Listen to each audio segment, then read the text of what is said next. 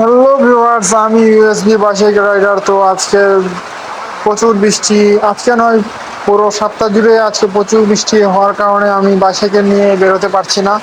সেই জন্য আজকে কি ব্লগ দিব ভাবতে ভাবতে তো আজকে এই মোটরসাইকেলের ব্লগ নিয়ে এলাম। দেখতে পাচ্ছেন মোটরসাইকেল স্টার্ট হচ্ছে না। আজকে ঈদের দিন, মঙ্গলবার। ভাইগুলো বেরিয়েছে বেড়াতে, কিন্তু বৃষ্টির কারণে তারা দেখতে পাচ্ছেন আটকে গিয়েছে।